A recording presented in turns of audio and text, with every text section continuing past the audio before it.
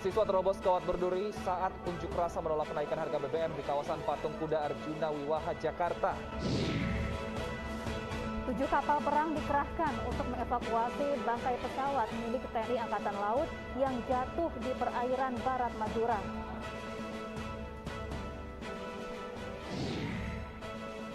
Verdi Sambo menjadi tersangka terakhir yang menjalani pemeriksaan lie detector dalam kasus pembunuhan Brigadir Joshua.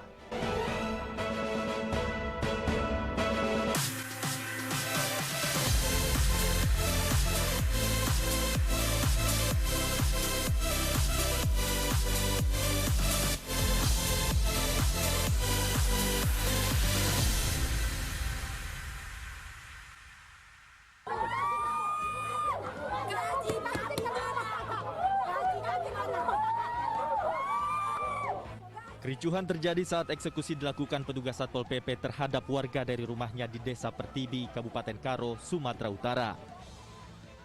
Protes dilakukan warga yang sebagian besar adalah emak-emak. Mereka menolak direlokasi dari rumah yang akan dijadikan lahan usaha tani untuk para pengungsi Gunung Sinabung. Warga menilai rumah tersebut diberikan sebagai fasilitas perusahaan terhadap mereka karena sudah bekerja selama puluhan tahun. Ternyata PDIJ mau mengusir dan menggusur mereka dari rumah yang selama ini mereka tempati sebagai fasilitas karyawan. Padahal kita tahu Pak Sani, Pak Surbakti belum jelas statusnya, apakah masih karyawan, apakah sudah di PHK. Karena sampai saat ini tidak ada bukti mereka sudah di PHK.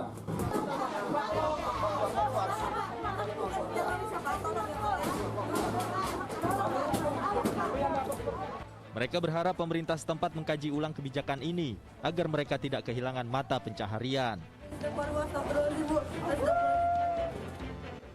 Dari Kabupaten Karo, Sumatera Utara, Eka Hetriansah, iNews melaporkan.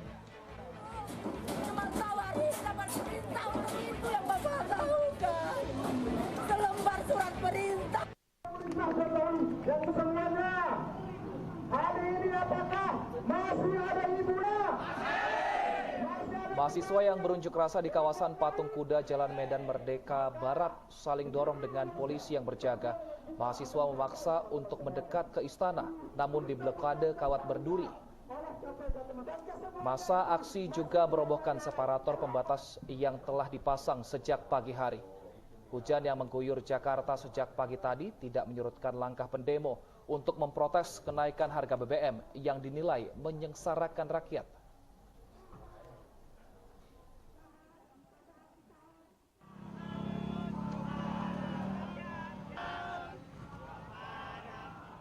Sebelumnya, ribuan mahasiswa yang berasal dari BEM se-Jabodetabek memadati kawasan Patung Kuda Arjuna Wiwaha, Jakarta sejak Kamis siang. Meski hujan sempat turun, mereka tetap berorasi menyuarakan tuntutannya. Massa meminta pemerintah segera menurunkan harga bahan bakar minyak. Akibat aksi ini, lalu lintas di sekitar lokasi tersendat dan sejumlah jalan ditutup. Ribuan personel polisi pun diterjunkan untuk mengamankan aksi.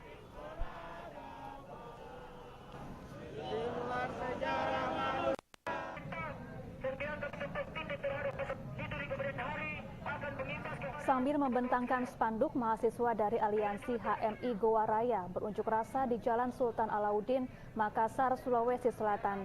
Massa juga menyandera 2 mobil truk sebagai panggung orasi dan membakar ban bekas di tengah jalan. Mahasiswa kecewa terhadap kebijakan pemerintah yang menaikkan harga BBM. Mahasiswa menilai kenaikan harga BBM hanya menyengsarakan rakyat kecil, mengingat kondisi ekonomi masyarakat belum sepenuhnya pulih pasca pandemi COVID-19. Akibat aksi ini, lalu lintas di lokasi mengalami kemacetan.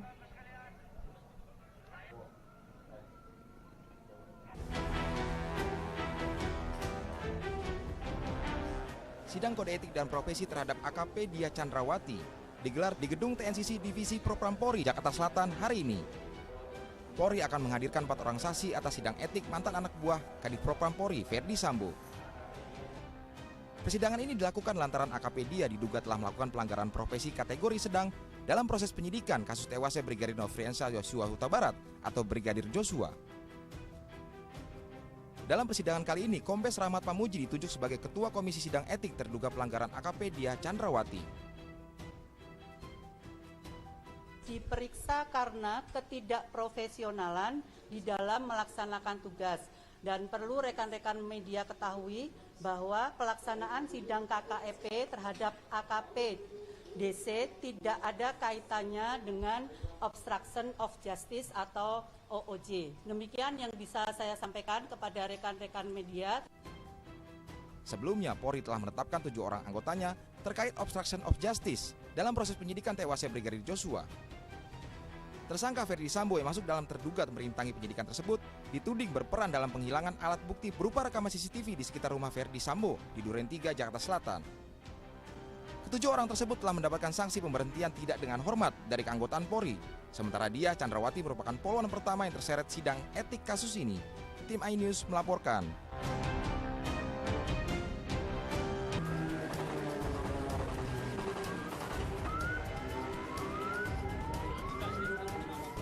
Badan pesawat ditemukan di sekitar alur barat Surabaya atau perairan Selat Madura dengan kedalaman sekitar 15 meter.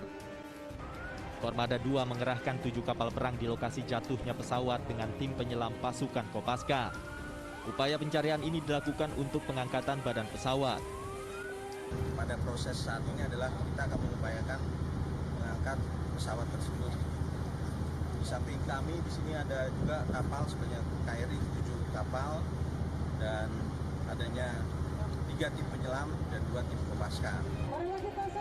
Sebelumnya pesawat latih TNI Angkatan Laut jenis G36 Bonanza T2503 hilang kontak pada Rabu pagi di perairan Selat Madura antara Gresik dan Pulau Madura, Jawa Timur. Pesawat hilang kontak saat mengikuti latihan anti serangan udara. Pesawat bertolak dari Lanut Juanda Sidoarjo pukul 8:45 waktu Indonesia Barat. 10 menit mengudara, pesawat kemudian hilang kontak. Pesawat diterbangkan oleh pilot Letu Yudhistira Eka Permadi dan co-pilot Letda Dendi Kresnajakti. Dari Surabaya, Jawa Timur, Nur Syafei, iNews melaporkan. Tadi jam 10.00 telah ditemukan di kedalaman laut 14 meter, masih di dalam bangkai pesawat yang jatuh kemarin dan juga sudah dievakuasi ke RSAL Surabaya dan juga untuk pesawat juga sudah diangkat di KRI Soputen yang nantinya besok akan dimakamkan di Taman Makam Bahagia di Surabaya. Dan tentunya kami semuanya ikut berduka cita, berbelasungkawa, dan ini tentunya akan menjadi evaluasi kami khususnya di Pusat Penerbangan Angkatan Laut ya, untuk mengevaluasi supaya tidak terjadi lagi di kemudian hari. Dan kemarin dalam pelaksanaan latihan pertahanan pangkalan yang dilaksanakan oleh Koarmada 2, di mana pesawat ini sebagai unsur ADEC, latihan ADEC, Air Defense Exercise, yang sebagai unsur bullseye oleh kapal-kapal atas air.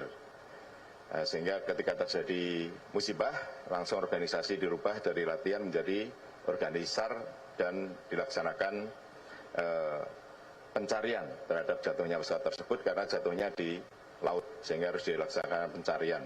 Dan sebenarnya kemarin sudah ditemukan datum itu titik awal jatuhnya, kemudian dari multi beam ditemukan saat itu dan dilaksanakan penyelaman. Tapi karena di situ arusnya sangat kuat, ya sehingga baru bisa tadi pagi diselami oleh Dislam Bahir Koarmada 2 dan Kopaska, sehingga bisa ditemukan dan langsung bisa diangkat, dievakuasi. Pesawat latih TNI Angkatan Laut jenis G36 Bonanza T2503 yang hilang kontak di perairan Selat Madura, Jawa Timur Rabu pagi tengah mengikuti latihan. Pesawat ini diposisikan sebagai penyerang. Pesawat berjenis G36 Bonanza dengan nomor registrasi T2503 dibuat oleh pabrikan Beechcraft di Wichita, Amerika Serikat. Pesawat memiliki kapasitas mesin 6 silinder dengan 300 tenaga kuda. Pesawat ini mampu dipacu dengan kecepatan 326 km per jam dengan kemampuan jelajah 1.713 km di ketinggian 5.639 meter. Pesawat memiliki kapasitas angkut 6 orang termasuk 1 pilot dan 1 co-pilot. Pesawat ini didatangkan oleh TNI Angkatan Laut sejak tahun 2013 yang diterima oleh Kasal Laksamana TNI Ade Supandi. Pasca terjatuh, badan pesawat ditemukan di sekitar alur barat Surabaya atau perairan Selat Madura dengan kedalaman sekitar 15 meter. Pesawat ini membawa 1 orang pilot dan 1 orang co-pilot. Tim Liputan iNews melaporkan.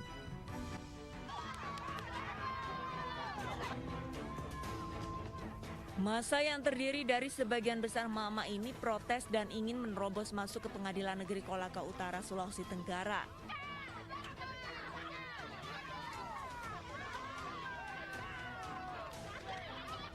Massa merupakan perwakilan keluarga korban kekerasan dalam rumah tangga. Mereka geram dengan putusan pengadilan yang hanya menjatuhi hukuman 2 tahun penjara kepada terdakwa.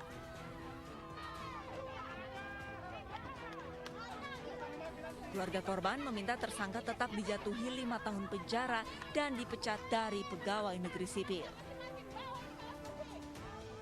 Abral itu harus dihukum seberat-beratnya dan harus dipecat. Karena dia itu 1 malam 1 hari dia siksa di rumah. Baru sesudah itu Pak, nah Pak pergi di rumah sakit. Begitu sampai di rumah sakit Pak, langsung dia letakkan begitu. Langsung dia bawa lari anaknya. Sampai meninggal itu Pak, tidak lihat istrinya. Sampai diangkat ke Pembolot, tidak ada itu. Jadi hukuman saya itu ini Pak harus dihukum seberat-beratnya dan harus dipecat. Tidak boleh tidak. Karena saya tidak terima kalau seperti ini.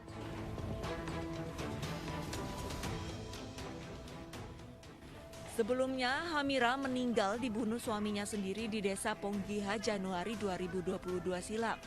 Dari hasil visum Rumah Sakit Bayangkara Kendari, ditemukan lebam bekas hantaman benda tumpul di bagian kaki, tangan, dan di bagian belakang leher korban. Sementara itu, di tubuh korban ditemukan juga racun. Dari Kabupaten Kolaka Utara, Sulawesi Tenggara, Israel Yanas, iNews melaporkan.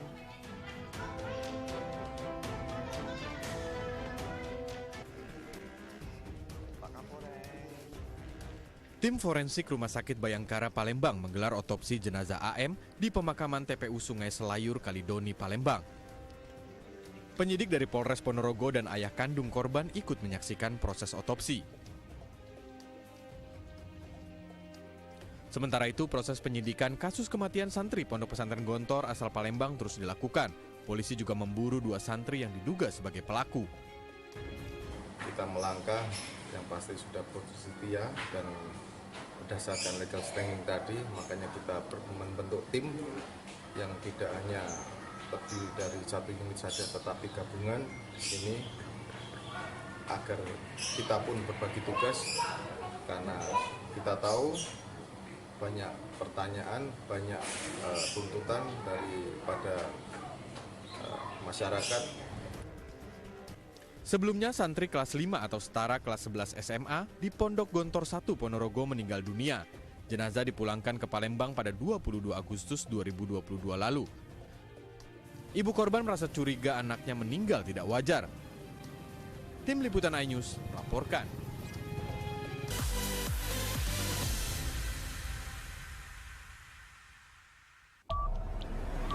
Yang baru di iNews dengan konsep talk show hadir di prime time. Nggak cuma promosi, tapi berbagi ilmu dan informasi juga. Kenapa akhirnya beralih karyawan ke usaha sendiri selain? Hah? Hari gini masih cari kerja. Kenapa nggak jadi pengusaha?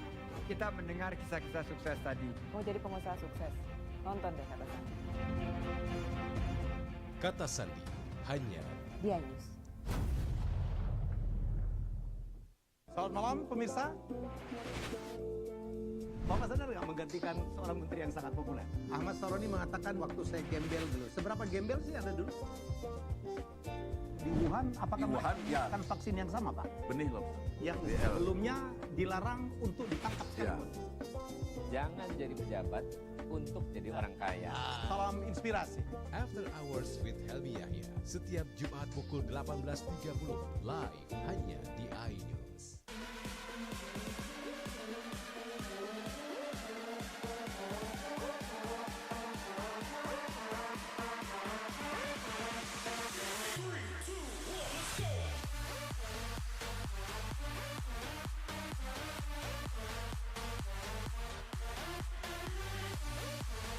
pukul 1 siang. Dengan warna baru. Pastinya lebih seru. Lebih keren. Dan lebih kepo. Intense Reborns hanya di iNews. Ini dia. Sandiaga Uno. Wow, ini luar biasa nih. Tips usaha berani mengambil resiko keluar dari zona nyaman. Buat anak-anak milenial, mereka harus proaktif, harus jemput bola. Kata siapa? Kata Sandi. Kata Sandi, setiap Senin pukul 18.30, live hanya di iNews. Wah, kayak jawara nggak?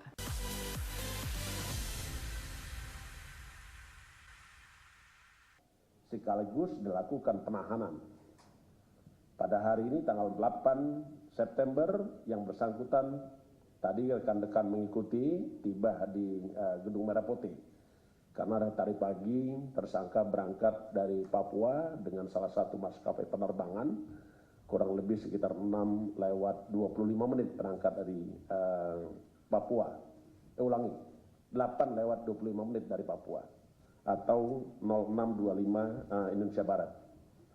Untuk kepentingan penyidikan, penyidik melakukan penahanan terhadap saudara EO untuk 20 hari ke depan, terhitung mulai tanggal 8 September.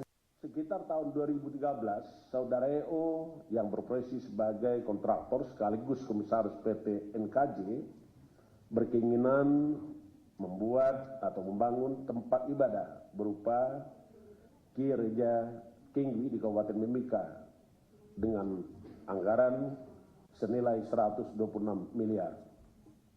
Di tahun 2014, EO terpilih menjadi Bupati Kabupaten Mimika periode 2014-2019 dan kemudian Bupati dan kalau ini dalam hal ini adalah saudara EO mengeluarkan kebijakan, salah satu diantaranya adalah menganggarkan dana untuk pembangunan Gereja Kingmi Mile 32 ke Yayasan Wars Sing.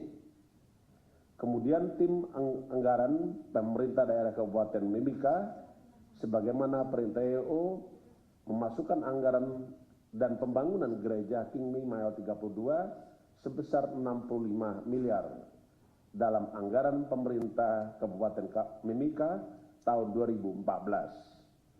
EO yang masih menjadi komisaris PT NKJ kemudian membangun dan menyiapkan alat produksi beton yang berada tepat di depan lokasi akan dibangunnya Gereja Kingmi Mile 32. Pada tahun 2015, dalam rangka mempercepat proses bangunan, EO kemudian menawarkan proyek ini atau proyek pembangunan Gereja Kingmi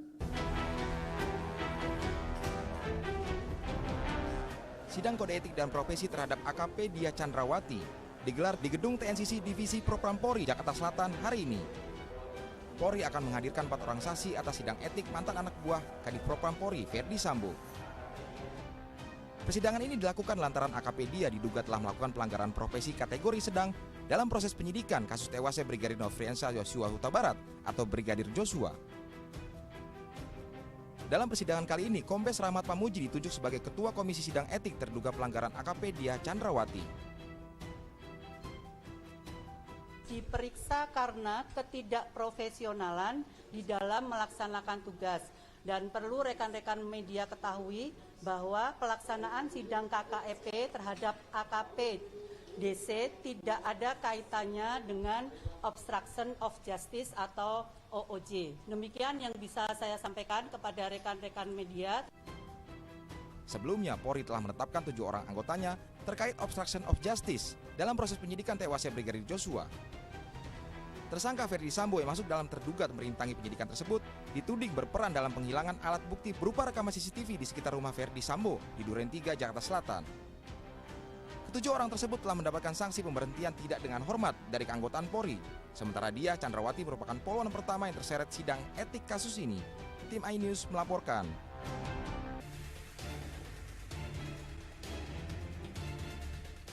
Polri yang menetapkan 7 orang sebagai tersangka terkait obstruction of justice dalam penyidikan kasus kematian Brigadir Joshua. Dalam hasil sidang etiknya, 7 orang tersangka, 4 orang telah menjalani sidang kode etik dengan hasil pemecatan tidak hormat dari keanggotaan Polri. Mereka dipecat berdasarkan putusan sidang etik Polri, diantaranya adalah mantan Kadif Propam Polri sekaligus dalam pembunuhan Brigadir Joshua, Ferdi Sambo. Kemudian menyusul Kompol Cuk Putranto yang dinyatakan terbukti merusak dan menghilangkan alat bukti CCTV di pos pengamanan depan rumah dinas Ferdi Sambo.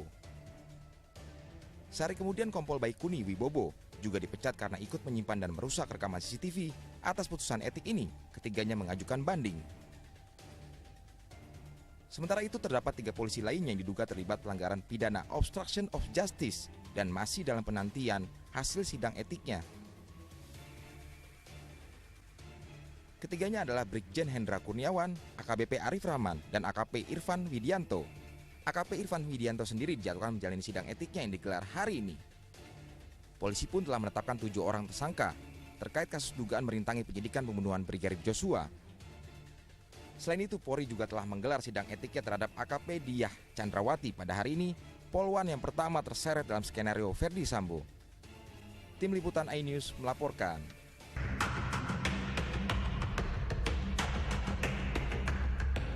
Irjen Ferdi Sambo, tersangka pembunuhan Brigadir Joshua, sekaligus tersangka penghalangan penyidikan menjalani pemeriksaan dengan lie detector atau alat pendeteksi kebohongan. Pemeriksaan digelar di Puslap 4 Bareskrim Polri Babakan Madang, Kabupaten Bogor, Jawa Barat.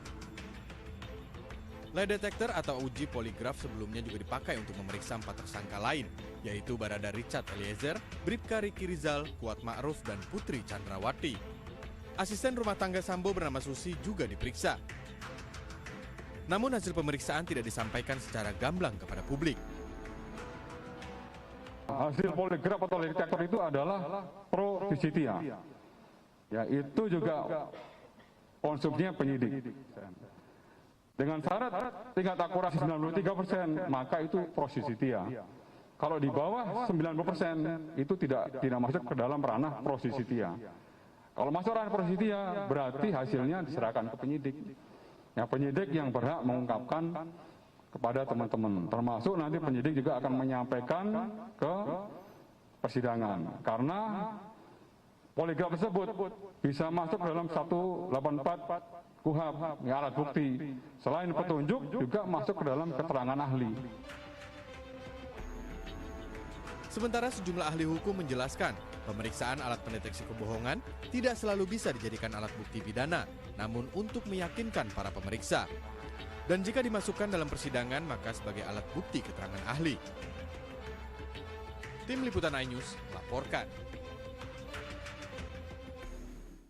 Pemirsa, dalam sehari puluhan koruptor dinyatakan bebas bersyarat. Kami akan membahasnya usai jeda. Tetaplah bersama kami.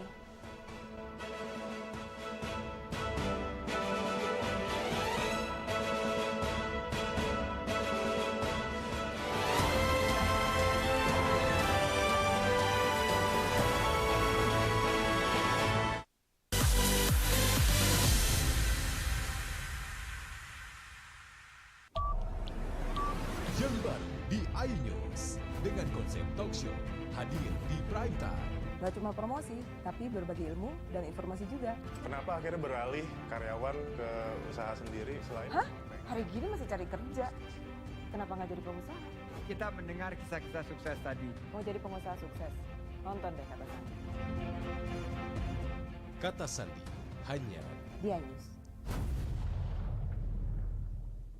Selamat malam pemirsa.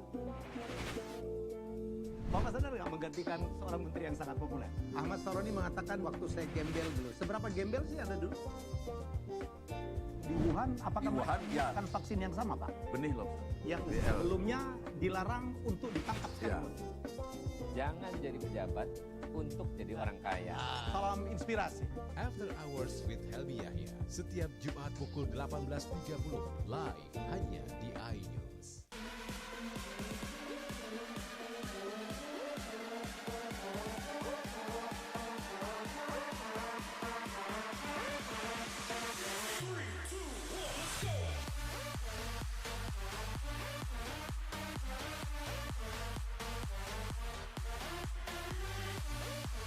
Pukul 1 siang. Dengan warna baru. Pastinya lebih seru. Lebih keren. Dan lebih kepo. Intense Reborns hanya di iNews. Ini dia. Sandiaga Uno. Wow, ini usaha berani mengambil risiko keluar dari zona nyaman. Buat anak-anak milenial, mereka harus proaktif, harus jemput bola. Kata siapa? Kata Sandi. Kata Sandi, setiap Senin pukul 18.30, live hanya di iNews. Wah, kayak Jawara nggak?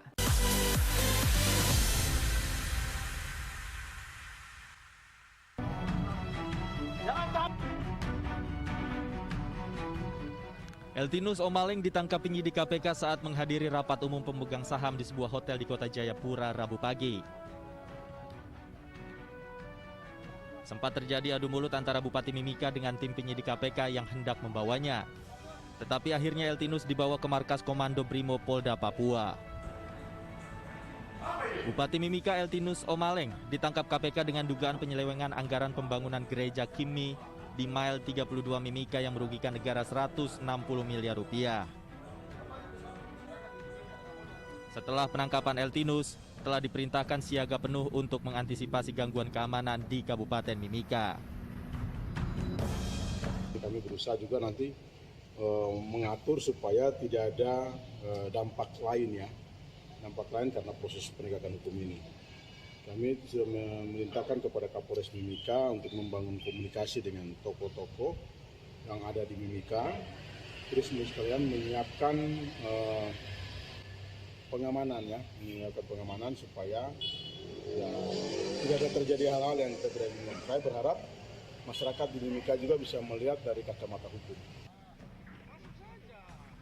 Sebelumnya Majelis Hakim Pengadilan Negeri Jakarta Selatan telah menolak pra-peradilan Bupati Mimika. Hingga kini telah lebih dari 30 orang diperiksa terkait kasus ini. Sementara itu untuk pemeriksaan lebih lanjut Bupati Eltinus diberangkatkan ke Jakarta dengan menggunakan pesawat udara melalui Bandara Sentani yang dijaga ketat oleh aparat keamanan. Dari Jayapura, Papua, Edi Siswanto, iNews melaporkan.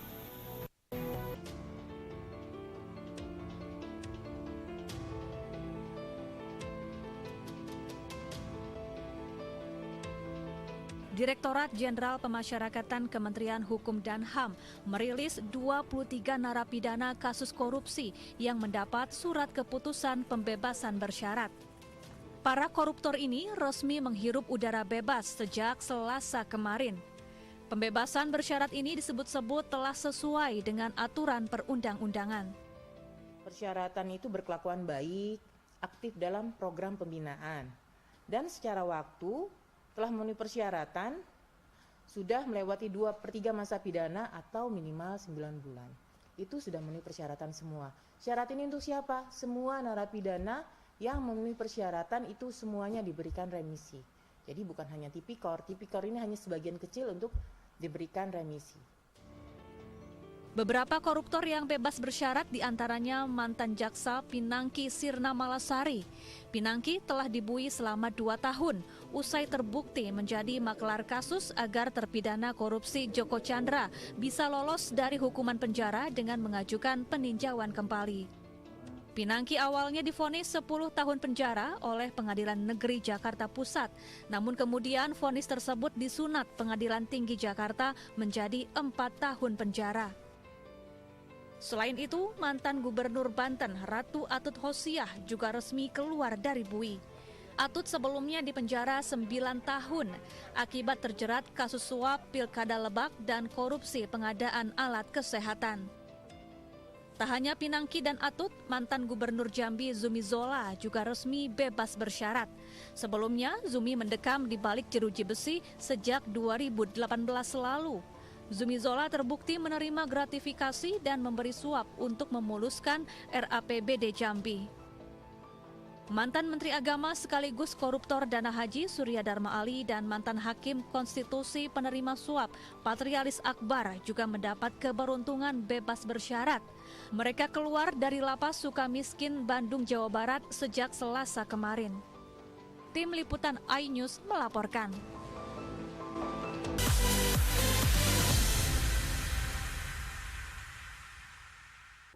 Ini berita ekonomi. Baru dan berbeda dari berita lainnya. Saya Sahna Suartono, News Update di iNews.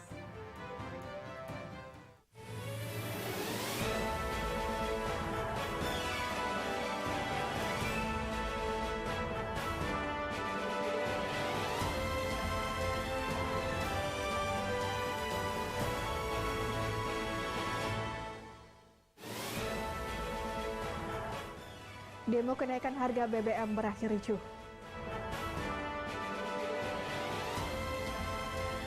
Penganiayaan santri Gontor tangis ibu mengingat prestasi putranya.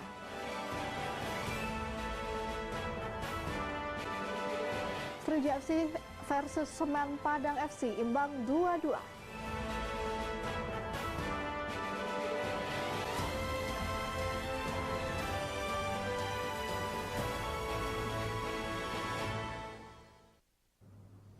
Assalamualaikum warahmatullahi wabarakatuh. Apa kabar Anda pemirsa? Anda kembali menyaksikan iNews Sumsel akhir pekan edisi hari ini Sabtu 10 September 2022. Tentunya beragam informasi menarik akan kami hadirkan ke layar televisi Anda. Saya Agun Prisma.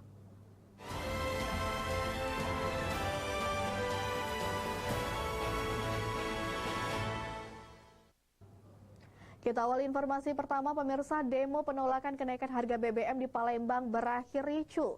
Aksi saling dorong hingga terjadi pemukulan tak terhindarkan.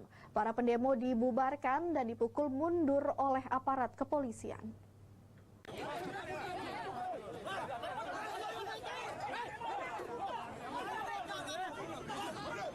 Aksi saling tarik, dorong, dan pemukulan tak terhindarkan antara massa aksi dan kepolisian. Demo berlangsung di perempatan lampu merah Caritas Palembang. Beberapa pendemo bahkan diamankan karena diduga memprovokasi terjadinya keributan.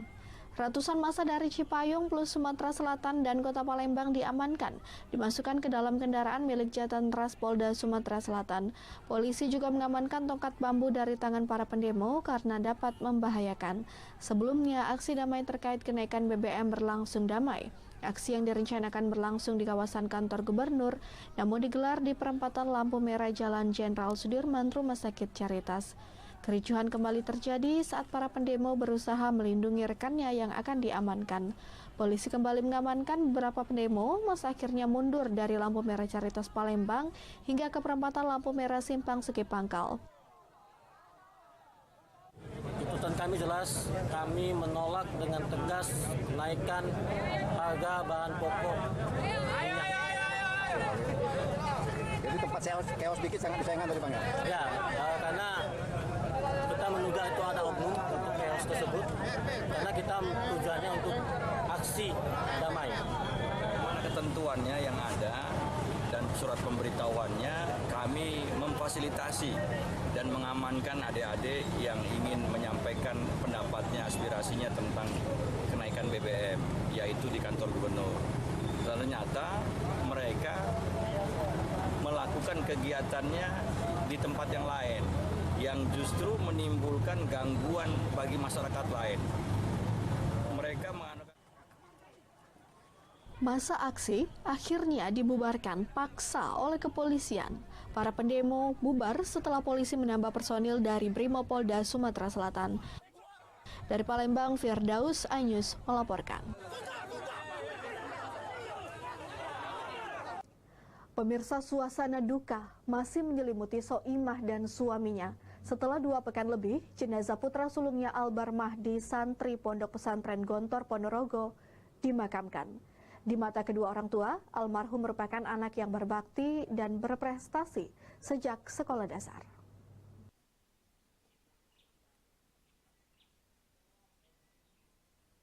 Sudah 2 pekan lebih, pasangan suami istri ini rutin mendatangi tempat pemakaman umum Sungai Selayur, Kalidoni, Palembang. Soimah dan Rusti terus membacakan surat Yasin mendoakan almarhum putra kesayangannya. Isak tangis pasangan suami istri ini tak terbendung saat mendatangi pusara almarhum sambil berdoa. Kedua orang tua masih mengingat putra kesayangannya menjadi korban dugaan penganiayaan di lingkungan Pondok Pesantren Gontor, Ponorogo, Jawa Timur. Kesedihan juga masih dirasakan setibanya di rumah duka di Jalan Mayurzen, Lorong Sukarami, Kelurahan Sungai Selayur, Kecamatan Kalidoni, Palembang. Kedua orang tua masih terus memandangi foto anak kesayangannya tersebut.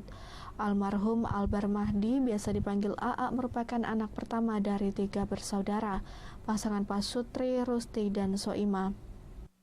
Setelah tamat sekolah dasar, Albar masuk ke pondok pesantren Aulia Cendekia di Kota Palembang, menyelesaikan madrasah sanawiyah. Bahkan selama di pondok pesantren Aulia Cendekia, almarhum merupakan santri yang berprestasi, banyak piala dan piagam diperoleh almarhum. Almarhum kemudian lulus dan masuk ke pondok pesantren Gontor 4 di Banyuwangi dan mengenyam pendidikan selama 1 tahun. Dianggap berprestasi, Albar dipindahkan ke pondok pesantren Gontor 1. Prestasi dia kebenaran bahasa Inggris, dia juara pidato bahasa Inggris, cerdas cermat, kemudian peringkat kelas dan peringkat umum lainnya kayak gitu. Termasuk di Gontor juga meraih dia tingkat prestasi ya. Aku dengar pas waktu di Gontor 4 tuh dia juara umum, akhirnya makanya dia bisa pindah ke Gontor 1. Dari Palembang, Firdaus Anyus melaporkan. Tewasnya santri asal Palembang di Pondok Pesantren Modern Darussalam Gontor mendapat perhatian Wakil Presiden Republik Indonesia, Ma'ruf Amin. Wakil Presiden menyebutkan silakan pihak keluarga untuk meneruskan proses hukum.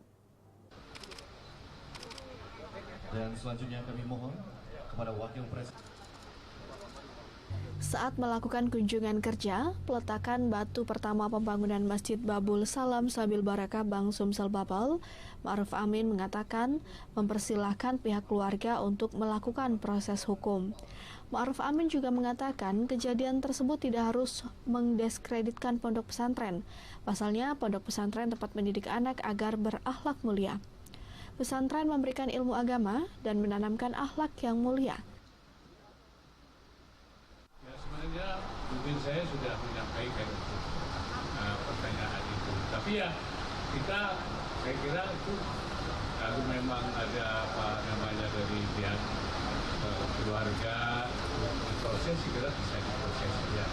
Tapi kejadian itu kita harapkan memang tidak kemudian mendiskreditkan pesantren. Memang ada, dulu tidak ada, dulu semua pesantren itu memang mendidik anak itu supaya berakhlak mulia. Sebelumnya, Wapres Ma'ruf juga menghadiri pengukuhan pengurus Kadek Sumsel dan pengurus Mes Sumsel, serta layanan Ziwaf Mobile Banking dan Marbot Masjid. Dari Palembang, Muhammad Riza Falevi Anyus melaporkan.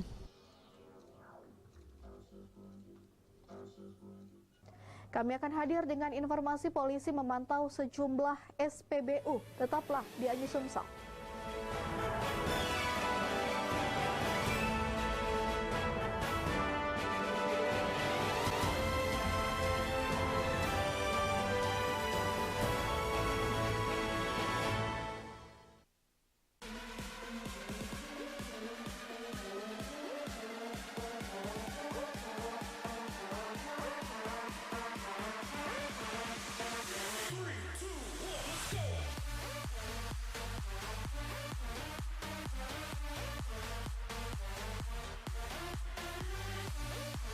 Pukul 1 siang. Dengan warna baru. Pastinya lebih seru. Lebih keren. Dan lebih kepo.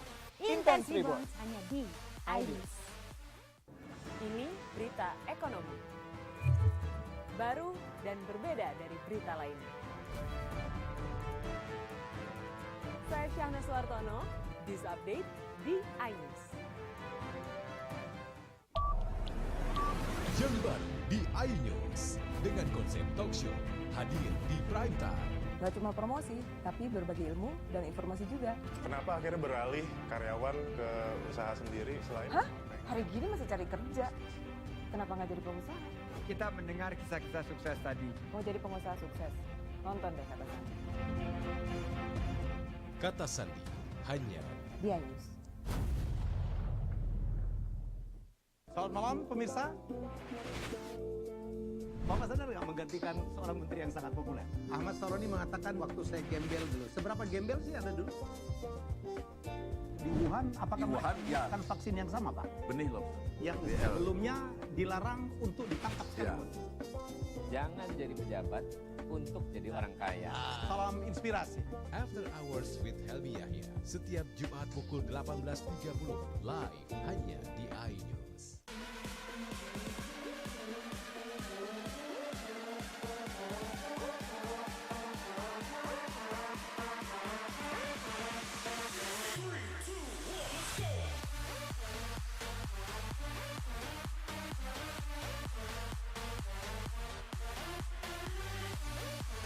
Pukul 1 siang. Dengan warna baru. Pastinya lebih seru. Lebih keren. Dan lebih kepo.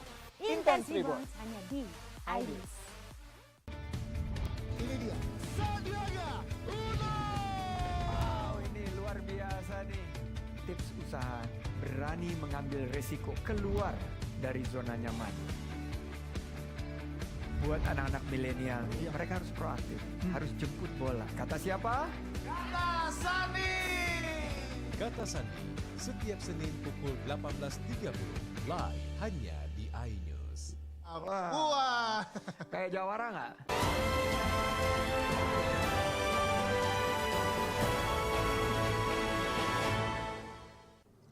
Pemirsa, polisi langsung memantau sejumlah SPBU yang ada di Kabupaten Oki pasca kenaikan BBM guna mengantisipasi lonjakan antrian kendaraan.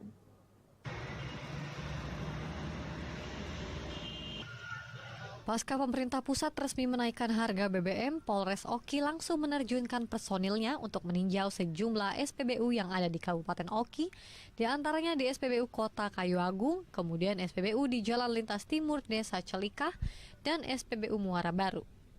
Peninjauan itu guna mengantisipasi lonjakan antrian kendaraan dalam pengisian BBM. Selain itu guna memastikan jika pengisian BBM berjalan aman, lancar, dan kondusif. Para pengendara pun mengeluhkan kenaikan BBM karena cukup berdampak pada ekonomi, terutama dalam pemenuhan kebutuhan rumah tangga. Apalagi saat ini masih dalam masa transisi pandemi, ekonomi masyarakat masih belum sepenuhnya pulih. Pemerintah diminta untuk mengkaji ulang kenaikan BBM dan memberikan solusi terbaik bagi masyarakat. Lonjakan pengguna BBM, dan setelah dilaksanakan ya diberitahu naiknya minyak tersebut dari pemerintah pusat, antrian boleh dikatakan sudah normal. Himbauan kepada masyarakat saat pengisian BBM sendiri seperti apa, Pak? Himbauan kepada masyarakat ya namanya sudah ditetapkan oleh pemerintah kenaikan ini, ya kita tetap menjalankan, kita tetap mengikuti aturan. Ya semoga cepat ada inian dari pemerintah, ada solusi mana kan. Dengan naik BBM ini mungkin ya ada efek juga ke kaki mungkin kan, jadi minta solusi dari pemerintah. Masyarakat dan SPBU diminta bijak dalam pengisian BBM, penuhi hak dan kewajiban masing-masing, utamakan keselamatan dan ketertiban umum, patuhi aturan yang ada. Dari Yogan Komri Ilir, Fitriadi, iNews melaporkan. Ratusan warga desa Lingga turun ke jalan di area tambang Bangko Barat. Aksi dilakukan terkait perekrutan tenaga kerja kontrak di beberapa perusahaan subkontraktor PT Bukit Asam yang beroperasi di Bangko Barat.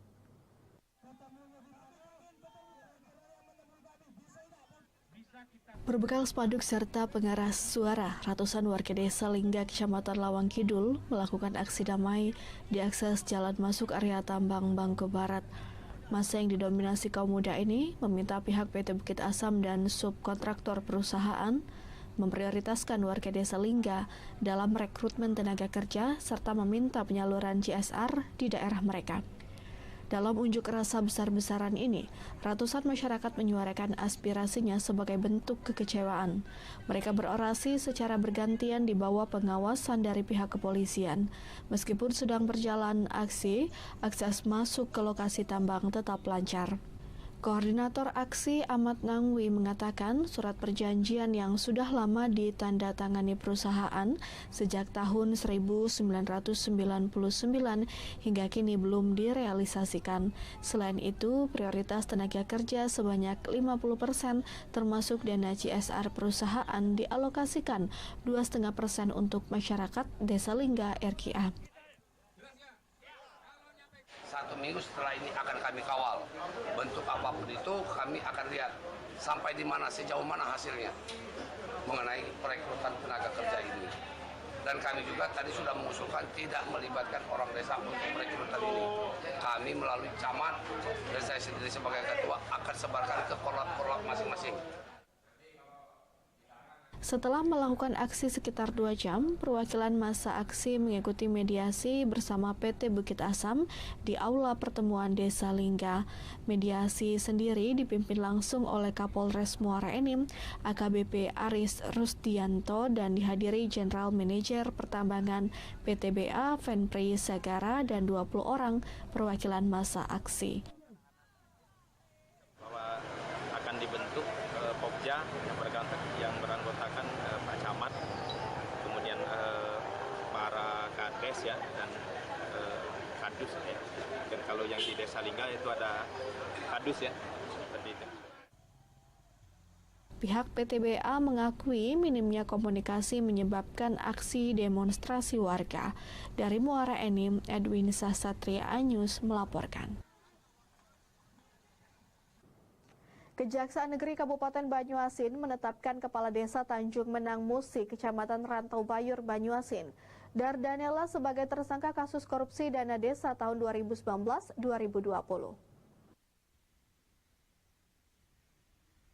Kepala desa yang masih aktif ini menjalani pemeriksaan tim tindak pidana khusus berdasarkan laporan masyarakat dan Inspektorat Banyuasin atas pelaksanaan kegiatan dana desa.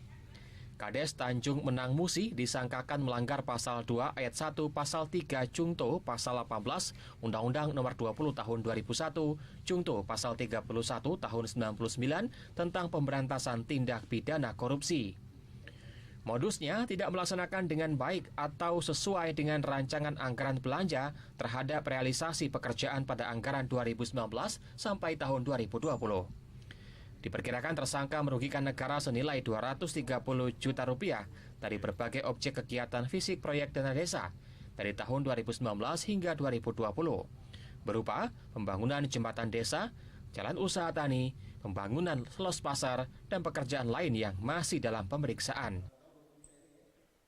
Hari ini penyidik pada Kejaksaan Negeri Banyuasin telah menetapkan sebagai tersangka Kepala Desa Tanjung Menang atas nama Dardanella yang diduga melakukan tindak pidana korupsi berupa penyalahgunaan dana desa Tanjung Menang pada tahun 2019 dan 2020. Dan kerugian negara yang disebabkan oleh perbuatan tersangka itu lebih kurang 230 juta. Tuntutan? Belum. Ini baru tahap penyidikan. Sementara itu, kuasa hukum kepala desa akan berusaha mencari jalan terbaik, namun tetap mengikuti prosedur hukum. Sekarang masih proses hukum ya, kita tetap sebagai warga hukum yang baik, kita tetap jalani prosedur hukumnya, kemudian ini baru dugaan tindak pidana. Jadi kami tetap berusaha untuk bagaimana caranya mencari jalan terbaik. Demikian. Usai diperiksa, sang kades langsung mengenakan baju tahanan untuk dibawa ke Mapolres untuk ditahan selama 20 hari ke depan. Dari Banyuasin, Ahmad Saiful, iNews melaporkan. Sriwijaya FC versus Semen Padang FC imbang 2-2. Tetaplah di iNews Sumsel akhir pekan.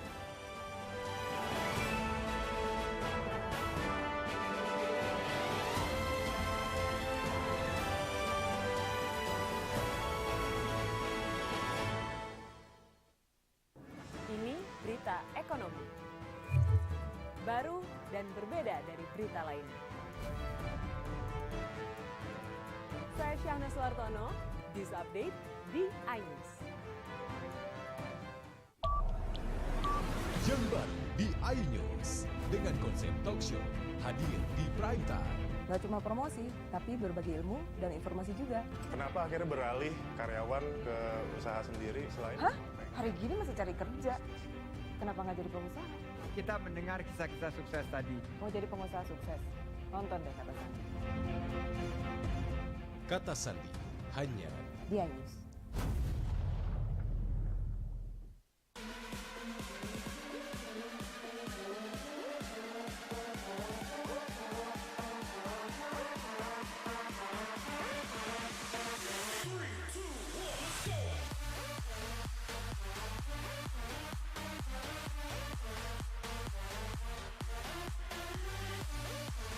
pukul 1 siang. Dengan warna baru. Pastinya lebih seru. Lebih keren. Dan lebih kepo. Intense Reborn hanya di iNews. Ini berita ekonomi. Baru dan berbeda dari berita lainnya. Saya Syahna Suartono, This Update di iNews.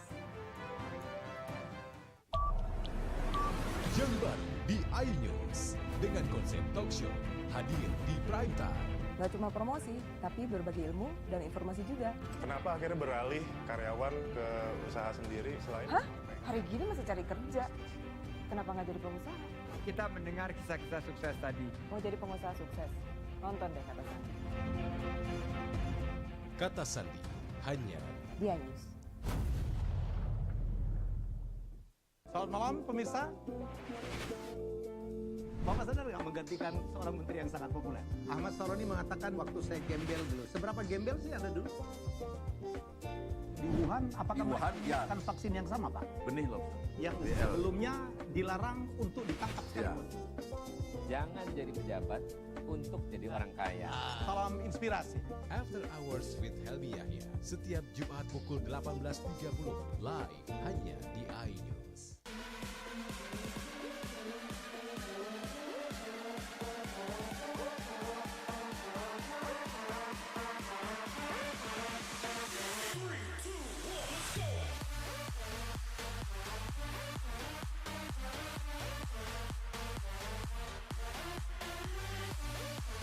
Pukul 1 siang. Dengan warna baru. Pastinya lebih seru. Lebih keren. Dan lebih kepo.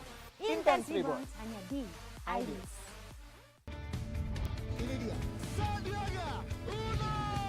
Wow, ini luar biasa nih. Tips usaha berani mengambil resiko keluar dari zona nyaman. Buat anak-anak milenial, mereka harus proaktif, harus jemput bola. Kata siapa? Kata Sandi. Kata Sandi setiap Senin pukul 18.30 live hanya di iNews. Wah, kayak jawara nggak?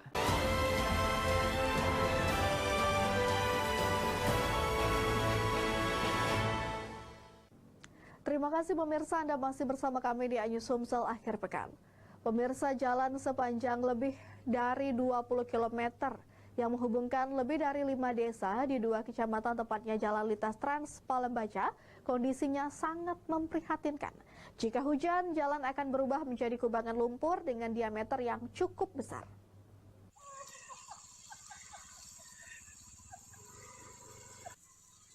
Kondisi jalan yang menjadi akses utama warga di eks-transmigrasi Palembaca, Kecamatan Gumai Talang dan Kikim Timur, Kabupaten Lahat mengalami kerusakan berat. Menurut warga, akses kini digenangi air sedalam 50 cm.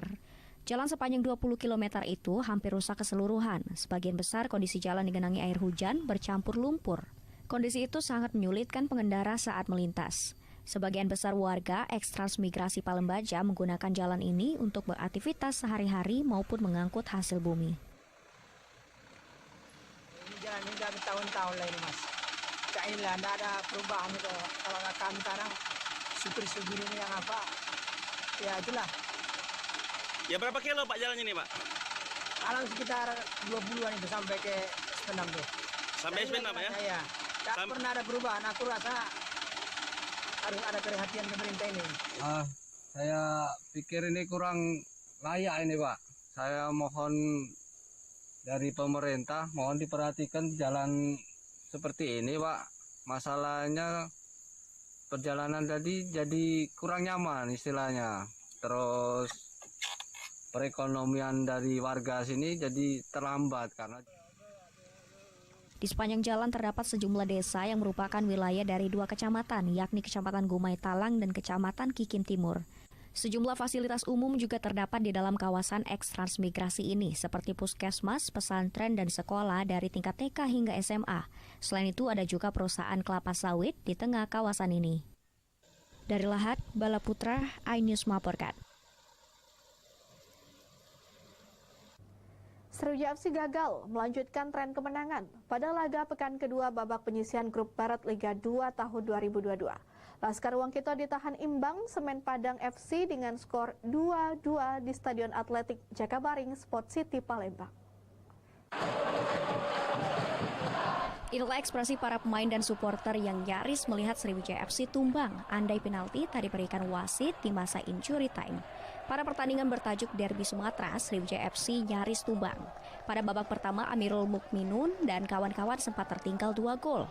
Gol pertama Semen Padang FC tercipta oleh Silvio Escobar pada menit 11. Kemudian gol kedua Kabau Sira, julukan Semen Padang FC dibukukan Rosat Setiawan pada menit 30.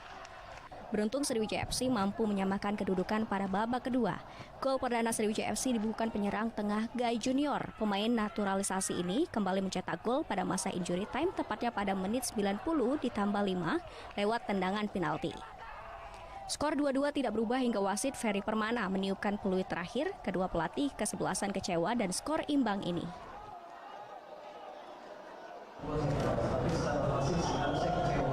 Seharusnya ini kandang kita, seharusnya kita bisa memaksimalkan 3 poin. Tetapi semangat juang anak-anak saya, kemudian jiwa bertarung mereka yang tidak mau mempermalukan Sriwijaya di kandang sendiri, mereka berusaha yang terbaik dan itu terbukti di babak kedua kita bisa membalas 2-2. Dan seperti Anda lihat juga semua, ya saya tidak akan media yang saya hormati. Pertandingan tadi alhamdulillah yang berjalan dengan aman dan lancar. Ya. Mungkin hasilnya kalau dari segi hasil mungkin sangat kecewa juga ya, udah menang 2-0 yang bisa 2-2.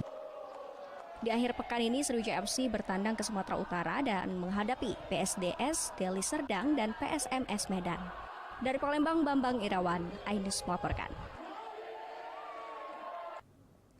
Pemirsa, informasi tadi sekaligus mengakhiri iNews Sumsel akhir pekan edisi hari ini. Terima kasih atas kebersamaan Anda dan tentunya selamat berakhir pekan bersama keluarga tercinta. Sampai jumpa. Wassalamualaikum warahmatullahi wabarakatuh.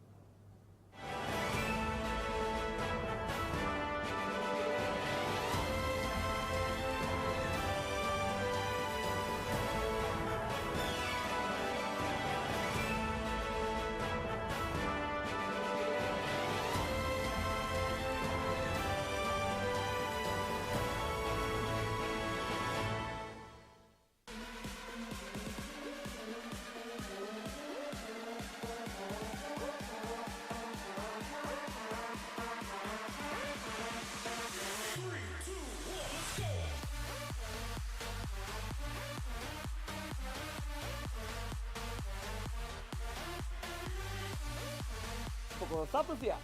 Dengan warna baru. Pastinya lebih seru. Lebih keren. Dan lebih kepo. Intense Rebound hanya di iNews. Yang baru di iNews dengan konsep talk show hadir di prime time. Gak cuma promosi, tapi berbagi ilmu dan informasi juga. Kenapa akhirnya beralih karyawan ke usaha sendiri selain? Hah? Hari gini masih cari kerja. Kenapa nggak jadi pengusaha? Kita mendengar kisah-kisah sukses tadi. Mau jadi pengusaha sukses? Nonton deh Kata Sandi. Kata Sandi hanya di iNews.